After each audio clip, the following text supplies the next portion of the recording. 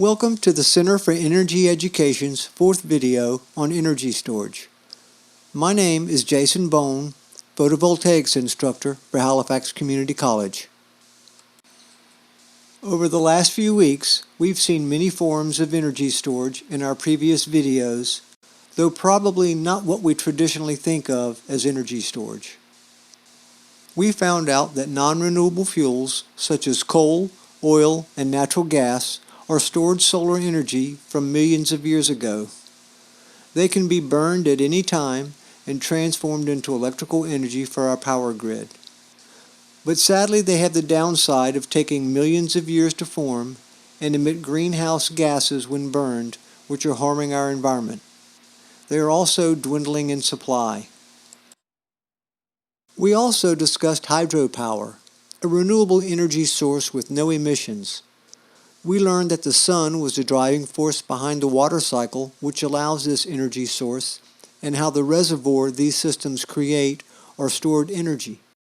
The magic of the sun came through again in our discussion on wind power and photovoltaics. For wind power, the sun's heat creates the temperature differentials that causes air to move. With photovoltaics, the sun's light provides the photons to excite the electrons within the p-n junctions found in our PV modules. These technologies, coupled with energy storage systems, can help transform our power grid and ensure a cleaner environment for future generations. Today, there are many different energy storage technologies being explored and developed by scientists in labs around the globe. These physical storage mechanisms fall into 5 different areas: electromagnetic, thermal, electrochemical, mechanical, and chemical. Some of these technologies are better at providing long-term storage, and some are better at providing peak demands. It is highly likely that the grid of the future will encompass many of these technologies, taking advantage of each one's strengths. Our discussion is going to zero in on a couple of these technologies: thermal, electrochemical, and mechanical. Let's dive in and explore these solutions that will help us in our attempts to reduce our dependency on non-renewable energy sources and provide us with a more robust power grid. Concentrated solar power, or CSP, is a thermal storage technology that takes the heat of the sun and stores it in a molten salt solution. Mirrors, or heliostats, are used to reflect and concentrate the sun's thermal energy on a central receiver mounted on a tower. A cold salt solution is pumped up to the receiver, where the concentrated solar energy heats it to temperatures above 1,000 degrees Fahrenheit. This molten salt solution is then sent to a hot storage tank, where it can store this heat for 10 to 15 hours. On demand, even after the sun has gone down, this heated molten salt solution can be sent to a steam generator to create steam that can be used to turn a steam turbine coupled to an electrical generator. This clean electrical energy is then sent to the power grid. The downside is these systems require a very large footprint and aren't suited for most locations. In the U.S., they are generally located in the deserts of California, Nevada, and Arizona. Let's take a peek at the response times of a steam generation system. As we overlay the response graph on top of the desired graph, we can see that a system that generates electrical energy from steam is not ideal for fast-changing load requirements. It's much better suited to handling steady or slow-changing demands. Used in conjunction with other storage technologies will allow us to take full advantage of this type of system. Pumped hydro storage, a mechanical energy storage technology, is a modified use of conventional hydropower as discussed in our last video. It currently makes up 95% of the energy storage on the U.S. electrical grid.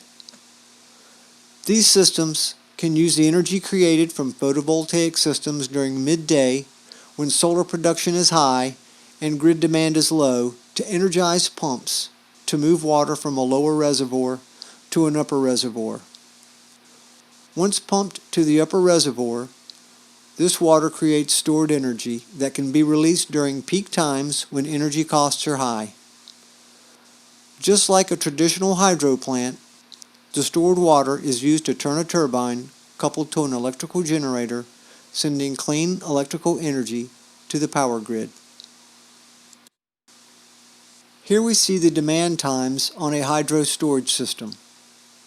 Overlaying the response graph on top of the desired graph, we can see that a hydro system does a decent job at following the demand curve, making these systems a valuable asset to our power grid. No discussion on energy storage would be complete without mention of the battery, an electrochemical form of energy storage. The lead-acid battery, while still in use, is quickly being replaced by the superior lithium-ion battery.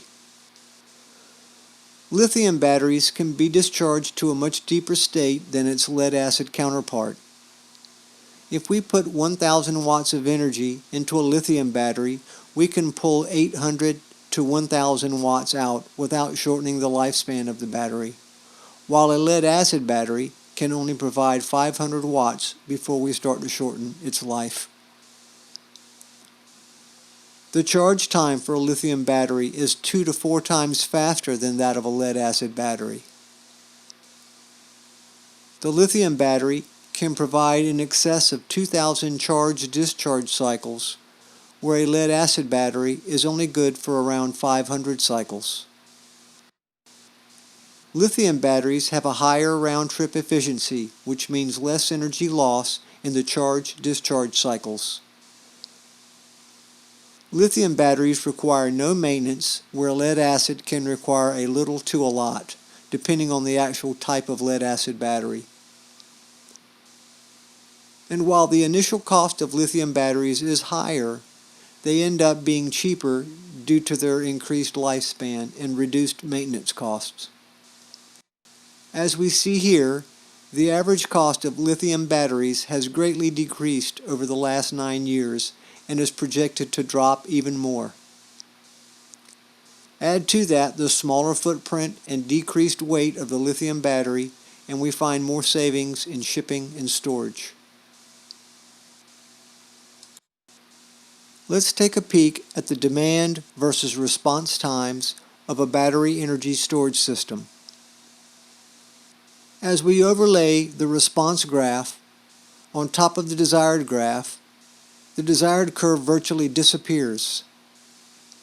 Here we can see that battery energy storage systems are extremely valuable at handling fast-changing load requirements, making them a valuable asset to the power grid.